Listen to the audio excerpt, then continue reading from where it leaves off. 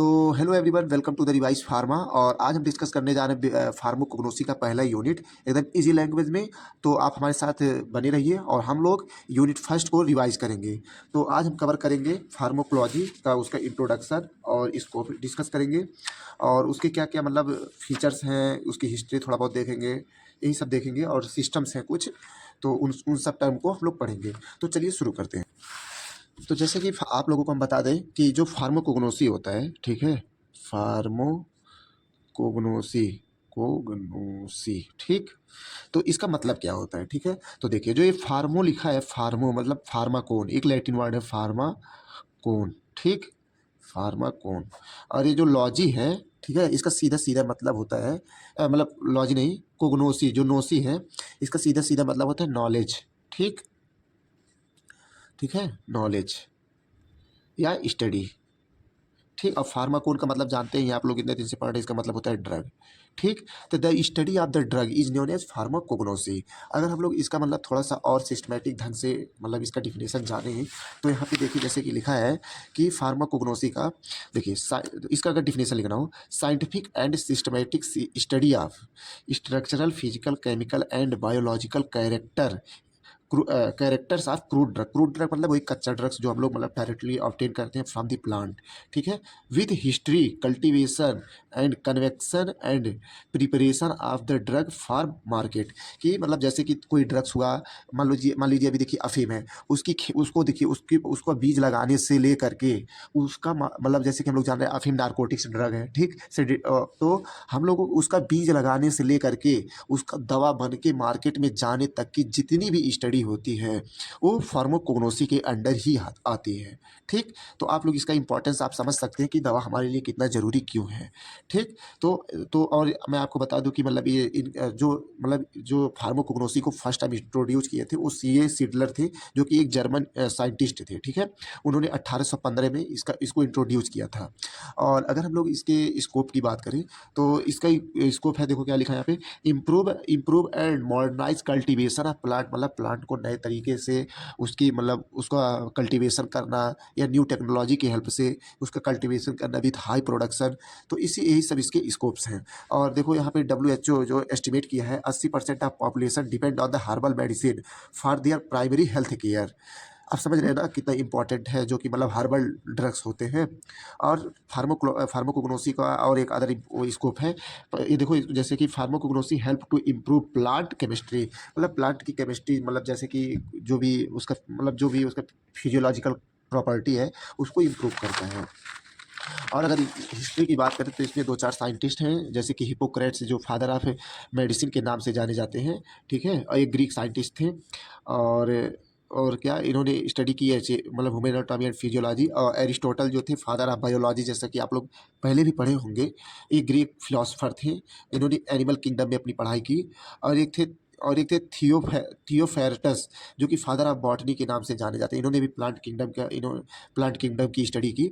और एक थे एलियस गैलिनस, जो कि मतलब ग्रीक फार्मासिस्ट हैं, ठीक। इसे मैं इसलिए लिखा क्योंकि ये फार्मासिस्ट मेंशन्ड है, जो हम लोगों का ब्रांच है, ठीक है।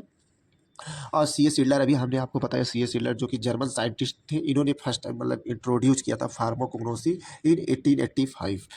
और अब मैं कुछ अल्टरनेटिव सिस्टम की बात कर ले ऑफ मेडिसिन, जैसे कि हमारे देश में क्या क्या चलता है, आयुर्वेदा चलता है, यूनानी चलता है, ठीक है। तो इन सब चीज़ों को मैं आज डिस्कस करूँगा, सिद्धा सिस्टम ये सब चलते हैं। तो मैं थोड़ा थोड़ा इनको एक ब्रीफ इंट्रोडक्शन दे रहा हूँ आप लोगों को, ताकि आप इजिली समझ लें। तो देखिए जैसे कि आयुर्वेदा सिस्टम है, ठीक। आयुर्वेदा सिस्टम जो है, देखो देखो 5000 साल पुराना मतलब एक मतलब दवाओं का पद्धति है या सिस्टम है, ठीक है। और ये जो आयुर्वेदा है, मतलब ये वर्ड जो है संस्कृत वर्ड से लिया गया है। और इसको अगर हम लोग ब्रेक डाउन करें आयुर्वेदा को, तो जो ये आयु लिखा है, आयु देखो, आयुर प्लस वेदा, ठीक। तो जो आयुर है, इसका जो आयुर है इतना इतना, इसका मतलब सीधा सीधा लाइफ होता है।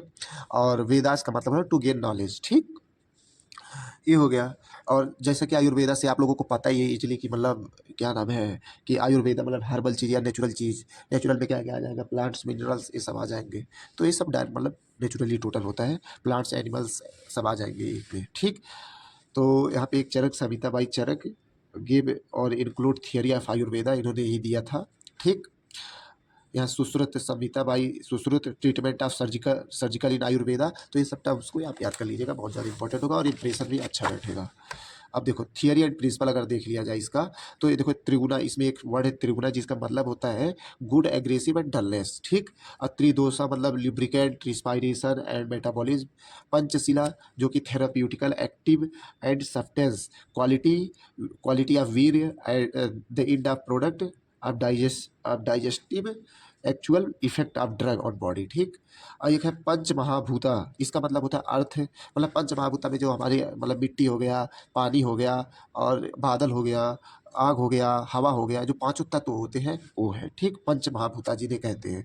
और इस सब धातु जो मतलब आयुर्वेदा में मेंशन, इसका मतलब होता है plasma, blood, muscles, fat, bone, bone marrow and nervous and reproductive fluid और सीमन। आप समझ रहे हैं ना, ये सब हो गया। तो अगर इसको अगर आयुर्वेदा में एक ओवरव्यू देखा जाए डायग्नोसिस का, तो इसका एक प्रिंसिपल है कि मतलब देखो यहाँ पे क्या लिखा है, इनमें से कोई भी इक्विलिब्रियम में नहीं होता तब डिजीज कॉज हो करता है, कि मतलब जो ये सब है, जो हमारे सप्त धातु अगर कोई इक्विलिब्रियम यानी बराबर में ना हो, तो मतलब अगर इम्बैलेंस हो तो मतलब वही अल्टीमेटली डिजीज कॉज करता है, ठीक है। और क्या लिखा है यहाँ पे, it cures the cause of disease by, क्या लिखा है, it cures the cause of disease by considering, मतलब पहले हम लोग ऑब्जर्वेशन करते हैं, फिर उसके बाद से हम लोग क्योर करते हैं डिजीज को, ठीक।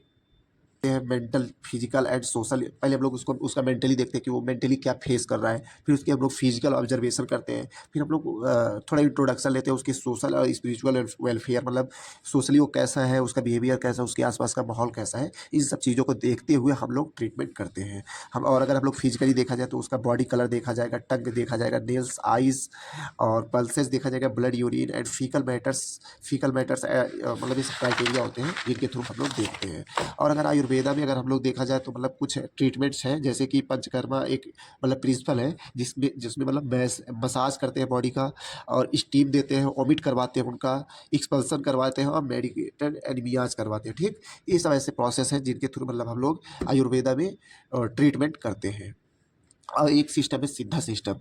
सिद्धा सिस्टम मतलब जो कि मतलब मतलब देखिए यहाँ पे जैसे क्या लिखा है, known as mankind even before Ayurvedic system in Vedic culture, मतलब ये भी मतलब जस्ट जैसे आयुर्वेदा है उसी तरह सिद्धा सिस्टम भी है, ठीक। इसमें भी सब उसका प्रिंसिपल सेम उसी की तरह है, जनरली लाइक आयुर्वेदा, डायग्नोसिस वही है, ट्रीटमेंट मतलब इसमें 108 जैसे एक्यूप्रेशर पॉइंट होता है, जो कि बॉडी में ऐसे पॉइंट होते हैं जो कि स्पेसिफिक ट्रीटमेंट करते हैं।